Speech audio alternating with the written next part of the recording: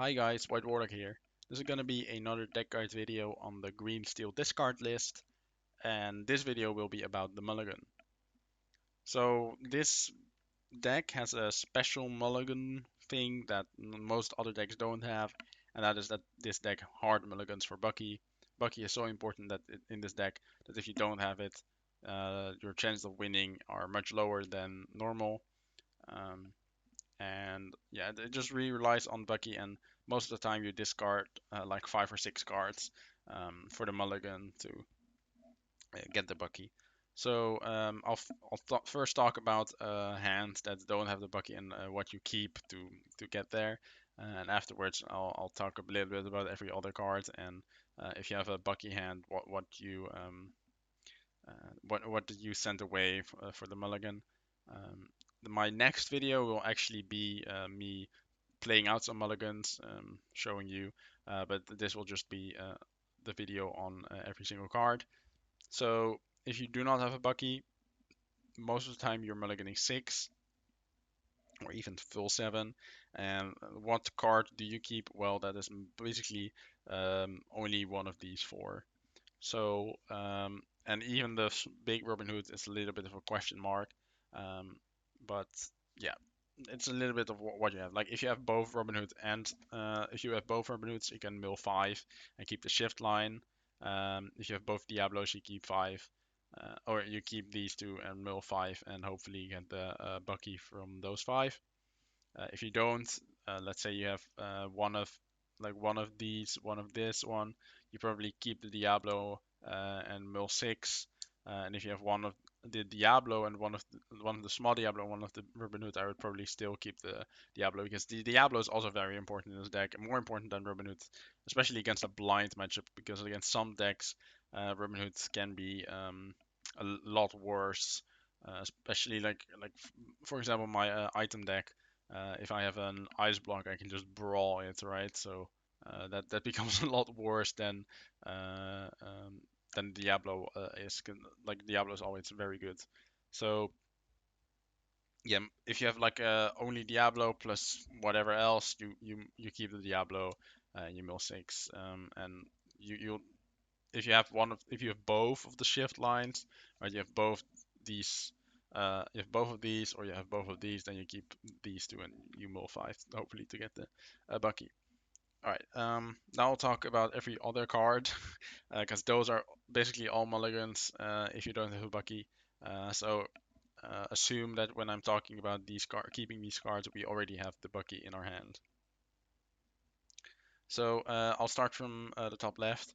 So as you see, I've laid down the cards and some in multiple versions, and the ones that are exerted or tapped are the ones that mostly I mulligan away, and the one that are upright are the ones I keep, depending, like not always. And like the first one I'll talk about is the Flynn Rider. So Flynn Rider is an inkable forecast. It's really good as like a later game, but you kind of want to draw it most of the time. And especially in this deck, if you mill away 5, obviously with a Bucky, but if you mill away 3 or 4 because your hand is not that good, even if you have a Bucky, then it becomes quite dangerous for an inkable count, even if it's only a 4 drop. So sometimes you mulligan it away. You keep it in your hand though if you have a very good curve and you can just like keep 5 or 6. In that case, I would just obviously keep it. But I would, especially because we're only running 2, you might just want it in your deck to draw it later. But this one very depends on your hand. Then for the Robin Hood, so I'm basically, yeah, I'm always mulliganing the third. Um, I'm almost always keeping the first. And but it kind of depends on our one drop. So if our plan is to play small Diablo on turn 1, and then do the Diablo shift, then the second one is not necessary. If we have the Robin on turn 1, then we can play the shift Robin Hood on turn 3, and then our second Robin Hood normally on in a normal way on turn 5. or even shift it on turn 4 if your opponent only has one card in hand, you have nothing else to do, so you trigger the Bucky one last time. So like that's always a possibility, but probably not likely. Those are like why you would keep the second, but I would basically always mulligan away the third. And for small Robin Hood, and also for small Diablo, for the one drops, you keep one and you mulligan the rest. This is basically always the case, unless you really need it unless you need it for ink and you have a really good hand and you just need cards for ink. And in which case, especially if you're on the play, and you have like two, let's say you have a Diablo and a Robin Hood, you want to play Diablo because you have to shift Diablo, you just keep it as ink. If the rest of your hand is really good and you don't really want to search or anything, but most of the time you do. So I would keep one of the um, one drops, not both, but yeah, if you only have one, then keep one of them. All right. Sun Chill. Most of the time, I only keep one, but sometimes you keep the second one if you need to discard it with Diablo. It's also ink, and it also becomes a lot better if you have a Prince John in your hand, or if you have a Ursula in your hand. However, if you want to search for something, then the second Southern Jail is a good mulligan card. However, I would say that one keeping one is always good, or almost always good, right? So yeah, I would keep one and mulligan the second and more. I would pretty much always mulligan and then long game Zeus. It's another uninkable 4-drop, and against almost all the decks, you don't want it to play it on turn 4, maybe not even on turn 5. It's more for the later cards. But again, you could keep it if you have a really good hand. If this would be your only mulligan and you have enough inkables and you have a Diablo, so you know you can discard it with Diablo. So yeah, in that case you can keep it. Otherwise, I would probably throw it away. Same goes for strength. It's probably your worst song of the four. Second worst song of the four. Like it's better than Zeus, but because it's inkable, but it deals least damage, especially if you don't have an Ursula. Um, but it's inkable, so sometimes you keep it for the inkability. And if you have no other song and you have the Diablo shift, then you probably keep it for the Diablo shift because you don't want to risk not being able to shift it. And if you draw another song, let's say you draw Storm Rage on, you can ink it, or you can uh, yeah, or you can use it as a discard and use Diablo to sing the storm, depending on how your inkable situation looks. So Hidden Cove. So we only play two Hidden Coves, and two Hidden Coves at the same time is really bad. So never keep the second unless you need it for ink. But yeah, normally I would keep one if I can fit it in my curve, if I can see like the way where, let's say I can play it on turn 4 or maybe on turn 3. If I have no other turn 3 play, I can play it on turn 3 after the shift and then put my Diablo and my Bucky on the cove on turn 3, which is okay. Especially against a Brawl deck, right? If you see them playing Brawl with the one drop Diablo, then a good turn 3 would be to shift the Diablo, play the cove, and throw the Diablo in the cove. So in those deck in against those matchups in those situations, I really like the cove.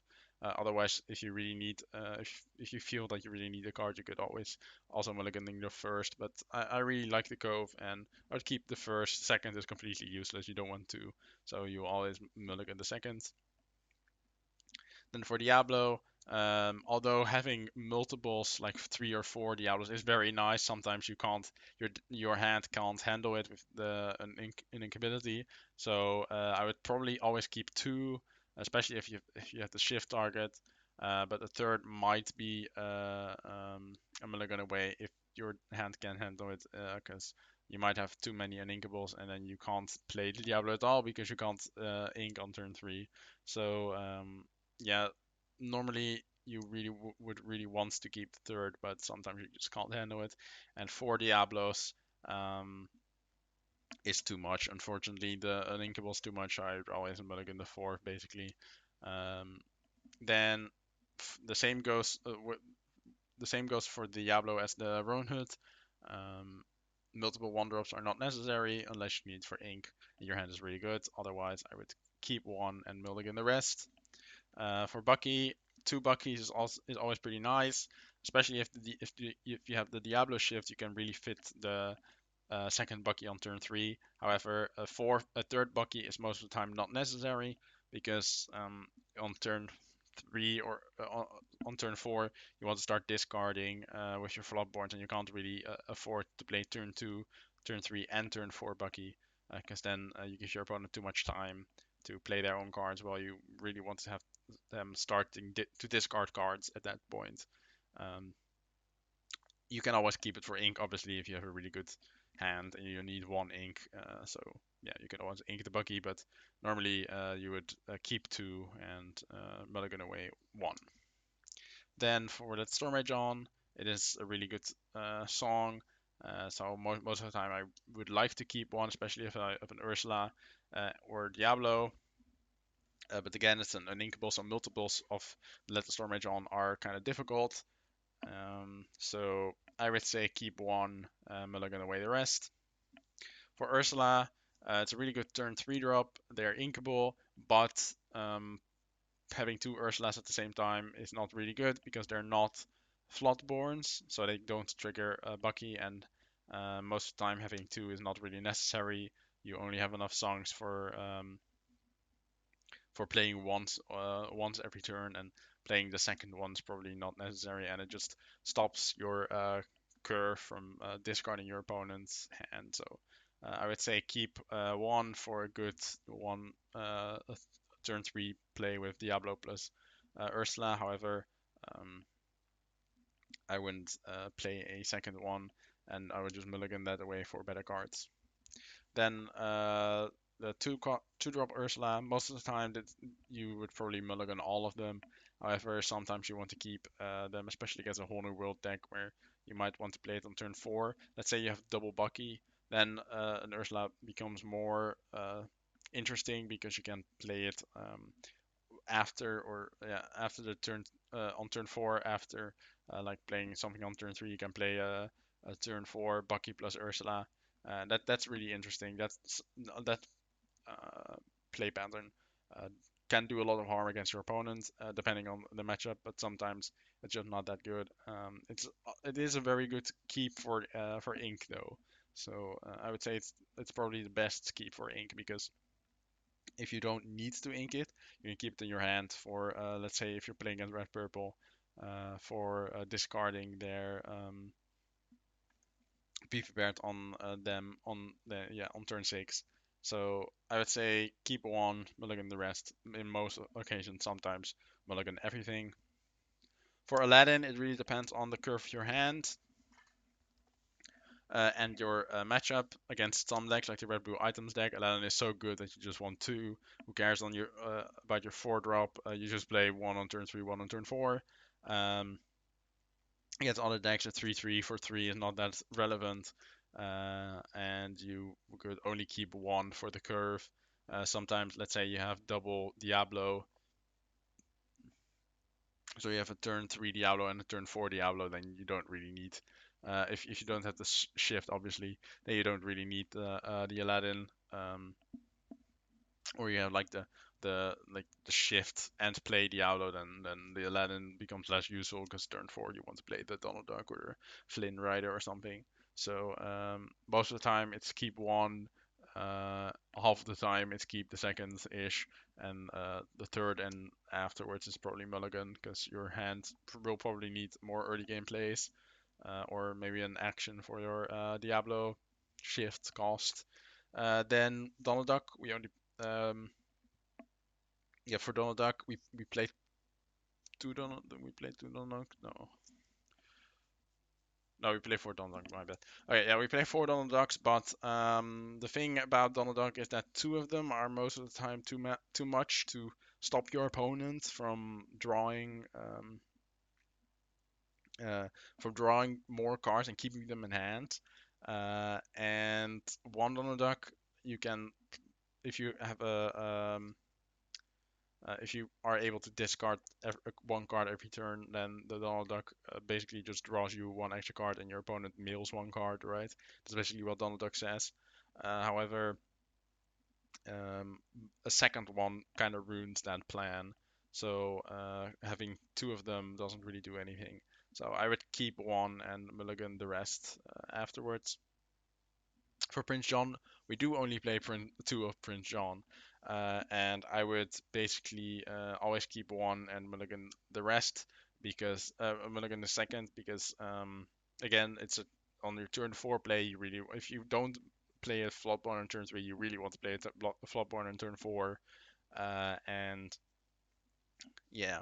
Having two uninkables, having an extra uninkable you don't really want to play in your hand is not good. So you want to mulligan this away and hopefully get a Donald Duck, maybe an Aladdin or Diablo, but at least something that can discard cards on turn 4 and not a second Prince John. And then for Beast, I like to keep one Beast for the turn 5 play. Second Beast is nice, but most of the time you really want to search for something else and um, yeah, you kind of want the bees later, so you can play it on turn 6, and most of the time you want to search for more cards, and keeping one is good enough. If it stays alive, then the chance of drawing the second, third, or fourth beast becomes more higher, obviously, and playing two beasts in a row is really nice, obviously. But sometimes your hand can't handle that for inks, so I would say if it's a good hand, obviously keep two, but in general, it's most often in my experience, it's keep one, mill the other, hopefully to get like an Aladdin or Donald Duck for something lower in the curve, or like another Diablo, for example. All right, those are all the cards in the deck and how I'm mulliganing. Yeah, next video, I will actually do the mulligans and show you my thought process. But I would say that this guideline, um, it's a good guideline for how to approach a mulligan for every card. Obviously, it's a lot different in this deck versus other decks. Um, in this deck, you really want to search for the Bucky, and if you don't have a Bucky, the Mulligan plan becomes way different, and it basically just becomes these four cards, the rest goes, or these five cards and the rest goes, and yeah, there's not really a different deck that really does that at this moment. Even Blue Steel now keeps a lot more cards than they did in set 3 and 2. Um, so yeah, I hope you guys liked the video, and I'll see you next time with me playing the actual mulligans.